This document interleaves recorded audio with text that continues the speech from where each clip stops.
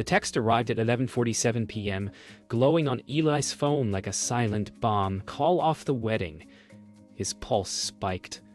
The words blurred. The storm outside had been raging for hours, but this was different.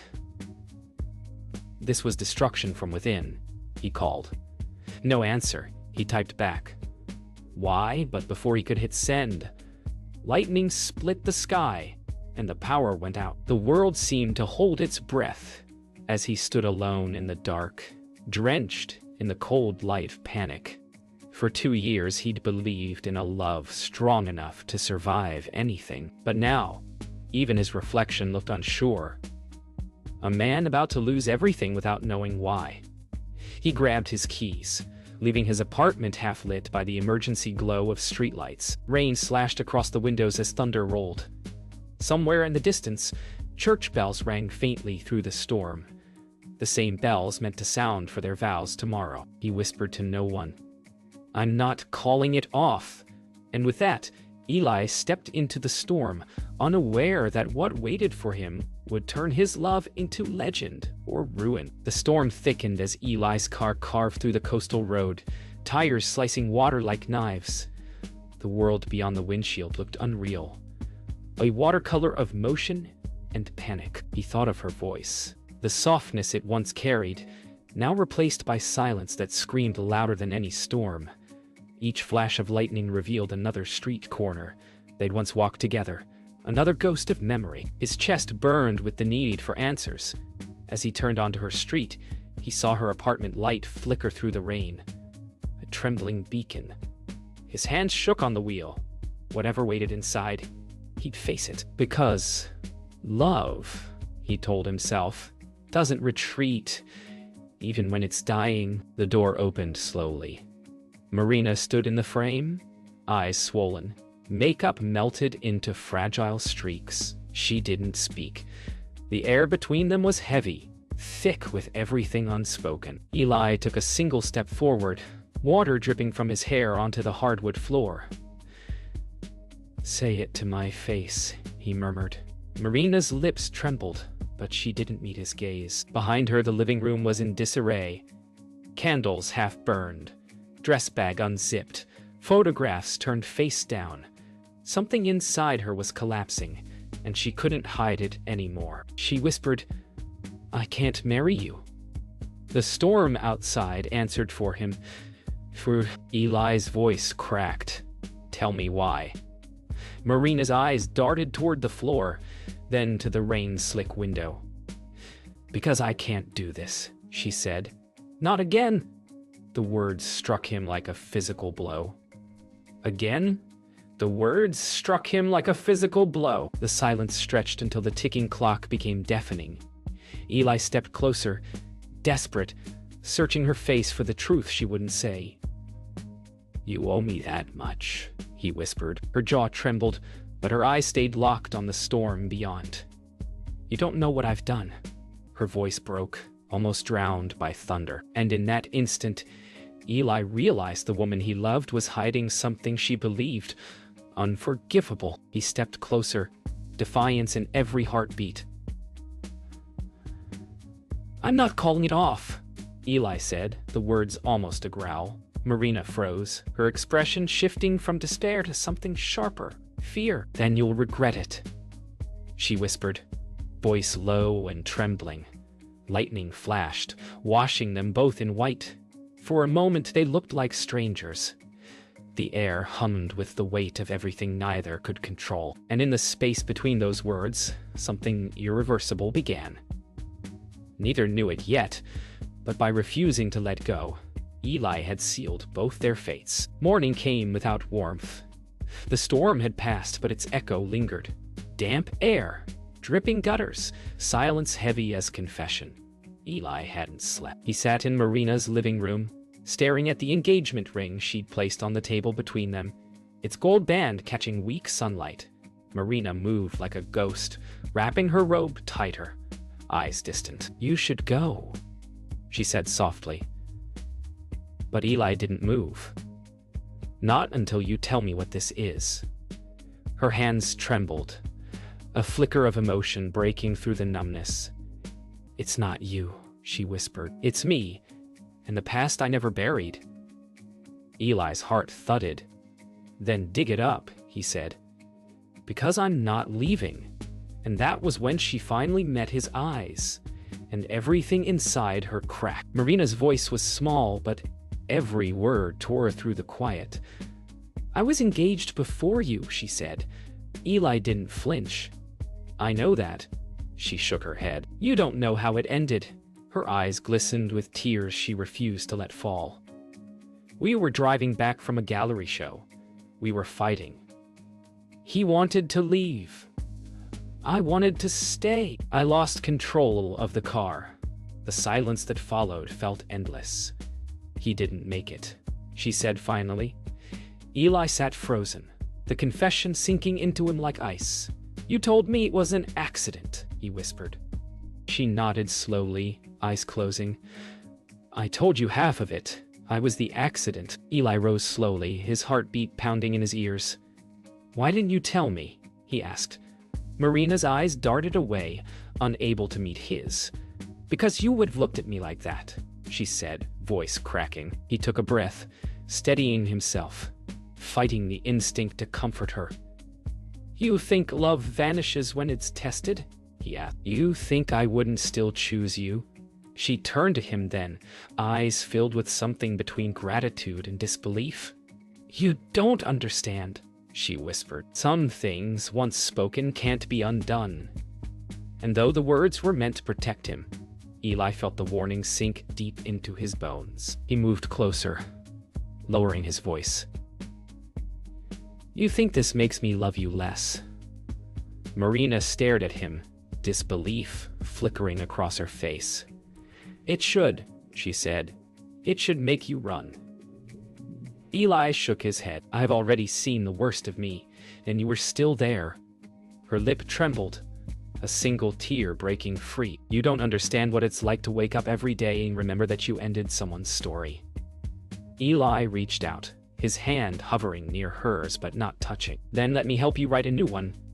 For a brief moment, hope flickered, fragile, trembling. Between them, Marina exhaled shakily, a sound like surrender.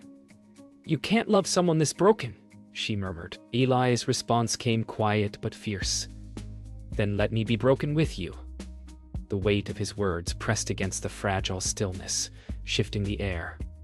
Marina looked at him, really looked, and saw the man who refused to leave. Something deep within her began to crumble. "You shouldn't have said that," she whispered. "Because now, you'll have to prove it." Eli didn't blink. "Then I will." The world outside was calm now. But inside the apartment, another storm had begun. Quieter, but far more dangerous. By afternoon, the air had gone still. The world outside seemed deceptively calm. But inside Eli's chest, everything churned. Marina had gone quiet, lost somewhere inside her guilt. Eli stepped outside for air, rain-slick streets now glistening under sunlight. His phone buzzed. Jonas. The message read, "We need to talk." "About Marina?" Eli hesitated, the words prickling at the back of his neck. Jonas was his anchor, the one who'd stood beside him through everything. If he was reaching out now, something was wrong. He texted back, "I'm on my way." As he walked toward the cafe where they'd met countless times, the sense of unease thickened. Love demanded trust, but sometimes it was the truth that broke you. Jonas sat by the window, 2 coffees untouched. When Eli arrived, his friend's smile faltered, the easy camaraderie replaced by something brittle. "You look like hell," Jonas said. "You've heard," Eli replied. Jonas nodded slowly. "She told me once. About her ex, about the guilt." He hesitated, then added, "She came to me that night. Before you proposed." The words hit Eli like a cold slap. "Came to you?" Jonas swallowed. "She was breaking down. I didn't mean for it to get complicated." Silence stretched. The cafe hum faded, the sound of the city outside reduced to a dull echo. Eli leaned forward, voice raw. "Did you sleep with her?" Jonas didn't answer, and that silence told him everything. The space between them thickened until even breathing felt like betrayal. Jonas finally spoke. "It was just one night. She was lost. I was drunk. We both regretted it." Eli's hands curled into fists, the coffee cooling untouched. "You were supposed to be my brother," he said, his voice barely a whisper. Jonas looked away. "I thought you'd never find out." Eli's laugh came hollow, empty. "You thought wrong." The sound of clinking dishes and distant laughter mocked the quiet implosion at their table. For a long time, neither man moved. When Eli finally stood, the chair scraped sharply across the tile. The sound of a friendship ending. Eli walked aimlessly after that, the city around him dissolving into a blur. Every reflection in the rain-slick windows felt like another version of himself. One that believed, one that doubted, one that no longer knew who to trust. He thought of Marina, of the way her eyes had looked when she said, "You'll regret it." Maybe this was what she meant. Maybe she'd known that love, once cracked, could never be made whole again. A part of him wanted to drive until the city disappeared behind him. Another part wanted to go home, look her in the eye, and demand the truth. But the strongest part, the one that refused to let go, turned toward her door. When Eli reached Marina's apartment, she was waiting at the window as if she'd known. He stood in the doorway, rain dripping from his hair, eyes hollowed by what had heard. "You didn't tell me everything," he said. Marina's expression flickered. Guilt, fear, then resignation. "You spoke to Jonas," she murmured. "So it's true?" Eli asked. Her silence was answer enough. "Why him?" he demanded, voice breaking. Marina's tears spilled freely now. "Because he reminded me of you," she said. "And for one moment, I wanted to stop feeling guilty." Eli's throat tightened. "And did it work?" Marina looked away. "No, it only made me lose you twice." The morning of the wedding dawned quiet and gray, the kind of stillness that precedes disaster. "Phew!" Eli stood before the mirror, adjusting his tie, his reflection unrecognizable. Hollow-eyed, jaw tight. The face of a man holding something fragile in his chest and pretending it's strength. Outside, the chapel bells began to toll, slow and distant. His phone buzzed, no word from Marina. His stomach sank. She wasn't late. She was gone. A part of him wanted to collapse, another to chase. Instead, he took a breath and whispered, "You promised you'd come back." And with that, he left the empty dressing room behind, walking toward a ceremony with no bride. The chapel filled with murmurs. Guests shifted uneasily in the pews. Father Ronan adjusted his collar, eyes flicking toward the door. Eli stood near the altar, hands clasped behind his back, trying not to look at the empty aisle. Jonas avoided his gaze entirely. Every minute stretched like a century. Finally, Clara approached him. Marina's sister, her expression pale as marble. "She's not coming," she said softly. Ali's chest constricted. "Where is she?" Clara hesitated. She left a note. He took it from her shaking hand. "Don't follow me." The letters looked rushed, desperate, smudged by tears. But Eli was already moving, because some promises aren't made to be obeyed. They're made to be broken. He drove aimlessly, clutching the note, heart pounding with dread and disbelief. Marina's name echoed in his mind with every streetlight he passed. He thought of the places she might run to, places that once meant safety. Then it hit him, the art studio. The one she'd told him about during their first year together. The place where she learned to disappear. His tires screeched as he turned down the old industrial road by the waterfront. The city fell away behind him, replaced by rusted warehouses and broken glass. A single flicker of light glowed faintly through a window in the distance. He knew it was her. Inside, dust hung in golden shafts of light. The air smelled of paint and time. Canvas after canvas leaned against the walls, each one a ghost of Marina's past. Eli's breath caught when he saw the portraits, a man's face painted again and again. The same eyes, the same smile, but blurred, smeared, unfinished. Her ex, her guilt frozen in pigment. Marina stood by the far wall, brush in hand, wedding dress stained with color. "You shouldn't be here," she said without turning. "Neither should you," he answered. She looked over her shoulder, eyes wet but steady. "This is where I said goodbye once. Maybe it's where I'm supposed to do it again." Eli stepped closer, voice low but firm. "You ran from a wedding, not from me." Marina turned slowly, brush falling from her hand. "You don't get it," she whispered. "Every time I try to start over, he's still there, in every color, every breath." Eli's eyes softened. "Then paint him one last time. And let him go." Marina stared at him for a long moment, then reached for a blank canvas. Her fingers trembled as she dragged a streak of crimson across it. A violent, beautiful goodbye.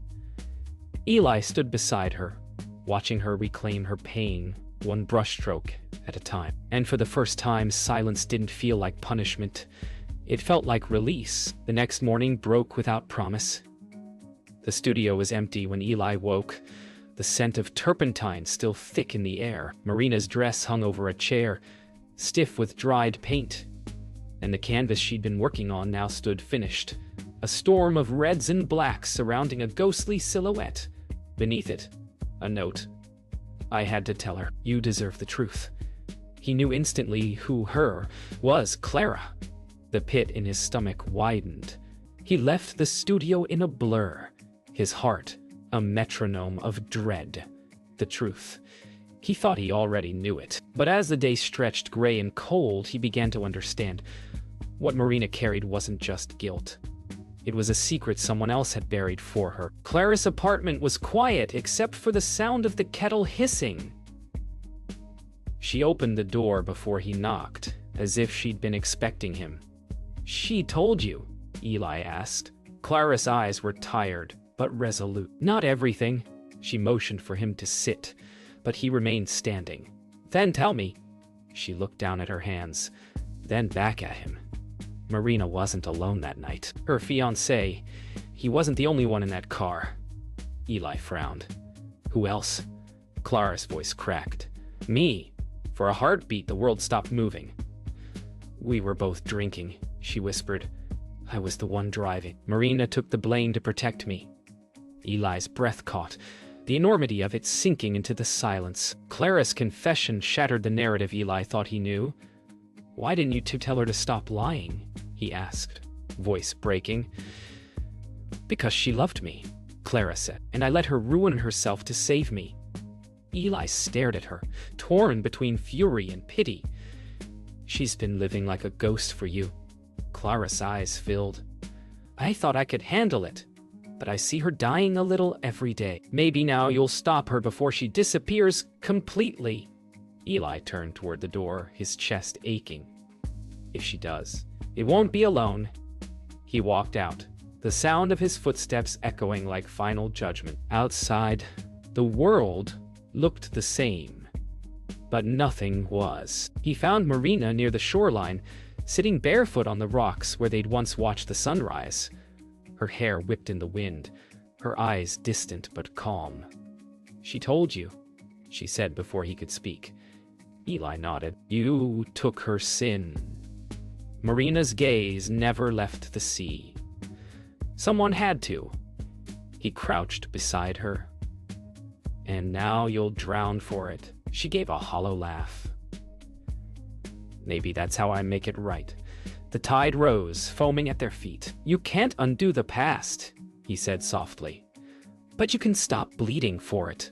Marina turned, tears blending with sea spray. "Then tell me how."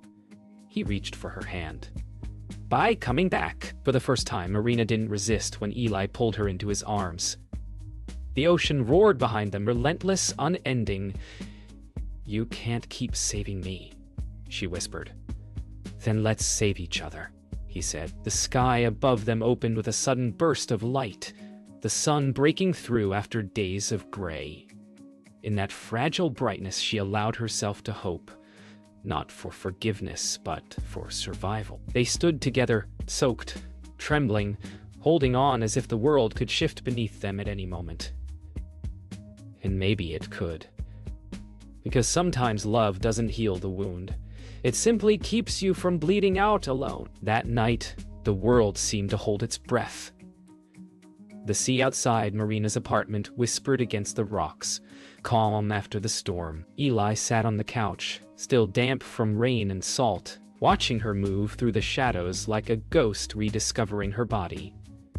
She didn't speak, only lit a candle on the table and sat across from him. For a long time, neither of them moved. The flicker of the flame painted her face in fragments. Light, dark, light again. You know everything now, she finally said. So what happens next? Eli's answer came slow but certain. We start over. Her eyes lifted, full of disbelief. With this? He nodded. With this. Because the worst part's already behind us. But even as he said it, both knew. The worst might still be waiting. Worst might still be waiting. Marina rose, pacing slowly. You think love can survive this? She asked. Eli leaned forward. It already has, she turned sharply, her voice breaking. No, it survived me. There's a difference. The rawness in her tone cut deeper than anger. It was surrender. Eli stood, crossing to her. You're not what happened, he said quietly. You're what's left after. For a moment she almost smiled, tears trembling at the edge of her lashes. You talk like we still have a chance, she whispered. Eli reached out, brushing her hair from her face. We always did. We just didn't know what it would cost. They ended up on the balcony, overlooking the quiet ocean. The wind tugged at Marina's hair. Eli handed her his jacket, but she barely seemed to notice. When I said you'd regret it, she murmured. I thought the truth would break you. Eli looked out at the horizon. It almost did. She turned to him, searching. So why stay? His answer came without hesitation. Because regret means there's still something worth feeling. The words lingered in the salt air. Marina leaned against the railing, tears glistening like dew. Maybe you were supposed to save someone else, she said softly. Eli shook his head. Maybe I was supposed to save you. And for the first time, she didn't argue. Later, they sat in silence, watching the horizon fade into pre-dawn gray. The air smelled of salt and candle smoke. Marina finally spoke, voice barely audible. If we go through with the wedding now, it won't be out of love. It'll be out of guilt. Eli met her gaze. No, it'll be out of choice. She studied him. Really studied him. As if seeing the man beneath the hope. And if I say no, she asked, then I'll still wait, he said simply. Not because I have to, but because I want to. Marina looked away, tears catching light like glass. You make it sound so easy, she whispered. It isn't, he replied. It's just real. The first light of dawn touched the water when Marina finally stood. I'll meet you at the chapel, she said. Her voice trembled, but her eyes didn't. Eli rose slowly, uncertain whether to believe her. She smiled faintly, touching his face. If I don't come, you'll know it's not because I stopped loving you. He nodded, throat tight. I'll still be there. When the door closed behind her, the silence that followed felt sacred, like the pause between heartbeat and breath. Eli looked toward the horizon, the sky bleeding from gray to gold, and whispered, Please come back. The world outside awakened, but for him, everything held still. The chapel shimmered beneath a veil of morning mist. Candles flickered down the aisle, their flames bending in the faint ocean breeze seeping through open doors. Eli stood at the altar once again, heart beating to the rhythm of the bells outside. Every sound, footsteps, whispers, sighs, carried an ache of disbelief. Then a murmur rippled through the crowd. She was there. Marina, barefoot, hair tousled by wind, her dress still bearing faint stains of paint. The moment she entered, time folded inward. Eli exhaled, tears welling without shame. She met his gaze, and in her eyes there was no guilt, only truth waiting to be spoken. Every eye followed her as she walked the aisle, the hem of her dress whispering against the stone. When she reached him, she didn't take his hand. Instead, she turned to face the guests. Her voice trembled, but carried. "Before I marry this man, I need to tell you who I am." Eli's breath caught. "Marina," she shook her head. "I took a life. I let everyone believe it was an accident. And I let someone I love carry that lie for me." Gasps rippled through the pews. Father Ronan bowed his head, lips moving in silent prayer. "If he still wants me after this," she continued, "then it will be love, not illusion." Eli stepped forward, voice breaking. "Then it's love." The silence that followed her confession was complete. Not absence, but weight. Eli reached for her hand, his fingers brushing hers as if to test the world's reaction. Then, slowly, the priest raised his hand, voice gentle. "Love is not the absence of sin. It's the choice to stay despite it." Tears broke down Marina's cheeks as she finally allowed him to take her hand fully. The guests, stunned moments ago, began to breathe again. In that stillness, it felt like redemption might actually be real. And just as Eli opened his mouth to speak his vows, the doors at the back of the chapel creaked open. The sound of footsteps echoed down the aisle. Slow, deliberate, familiar. Heads turned. Gasps rose again. It was Jonas. His face was pale, eyes shadowed, suit disheveled as if he hadn't slept. He walked to the center of the aisle and stopped. "Don't," he said quietly, voice shaking. Eli's hand tensed around Marina's. "Jonas," he breathed. Jonas swallowed hard. "She's not who you think she is." Marina stiffened, every trace of color draining from her face. "Jonas, please," she whispered. But he didn't stop. "Tell him the rest. Tell him who is really behind the wheel." A tremor passed through the chapel like thunder before the storm. Time fractured. Marina's knees buckled, but Eli caught her before she fell. Her voice broke through sobs. "It wasn't me," she whispered. "It was Clara." Gasps rose again, then stillness. Jonas stood frozen, regret in every line of his face. "I couldn't watch you carry anymore," he said. Marina clung to Eli, her tears staining his collar. "I lied because I loved her. I couldn't destroy my sister." Eli held her close, his whisper barely audible. "Then let me carry you both." Outside, thunder rolled faintly over the sea, and sunlight spilled through the stained glass like a benediction. No applause, no music, just breath, shared, trembling, alive. Love didn't save them. It simply let them survive the truth.